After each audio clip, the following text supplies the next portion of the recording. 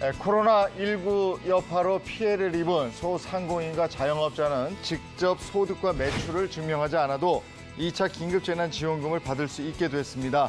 정부는 추석 전에 재난지원금을 신속하게 지급하겠다고 합니다. 그리고 정부는 코로나19 피해 여부와 무관하게 일회성으로 통신비 월 2만 원을 17세부터 34세 사이와 50세 이상 연령대에만 지원할 계획이고요. 아동 돌봄 지원은 쿠폰 형태로 지급하되 기존의 7세 미만에서 초등학교 전 학년으로 확대한다고 합니다. 강원도 동해시의 한 아파트에서 60대 부부가 숨진 채 발견됐습니다. 경찰에 따르면 발견될 당시 남편은 침대 위에서 목과 몸통에 아령과 석회 종류 돌덩이로 눌려 있었다고 그러고요. 아내는 방바닥에 쓰러져 있었다고 하는데 그리고 방바닥에는 알약들이 떨어져 있었다고 그럽니다.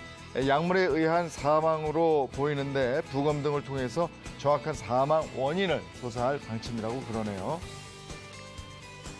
코로나19 확산을 방지하기 위해서 주요 한강 공원에 이른바 밀집 지역 출입이 통제됩니다.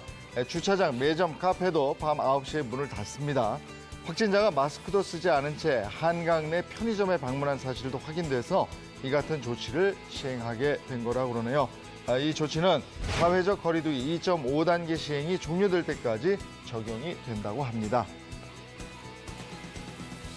네, 이어서 오늘 날씨 소식 전해드리겠습니다. 오늘 외출하실 때는 우산 하나 꼭 챙겨 나가실 필요가 있겠습니다. 오늘 전국 대부분 지역에 돌풍과 함께 천둥, 번개를 동반한 요란스러운 비가 내릴 것으로 보이는데요.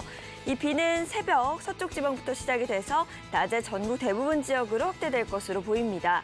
대부분 오후 6시 이후 그칠 것으로 보이지만 수도권과 강원 영서는 내일 아침까지 우산이 필요할 것으로 보입니다.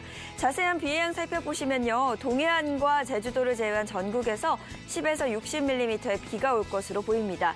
비로 인해 가시거리가 짧아지겠고요. 또 도로도 미끄러운 곳이 있는 만큼 교통안전 주의하셔야겠습니다. 이어서 오늘 기온 살펴보시면 오늘도 어제처럼 대체로 선선할 것으로 보입니다. 아침 기온 17도에서 22도, 한낮 기온 24도에서 29도까지 오르겠습니다. 다만 남부지방을 중심으로 일부 지역에서는 한낮 기온이 30도 내외까지 오르는 등 일교차가 크게 나타날 것으로 보이니까요.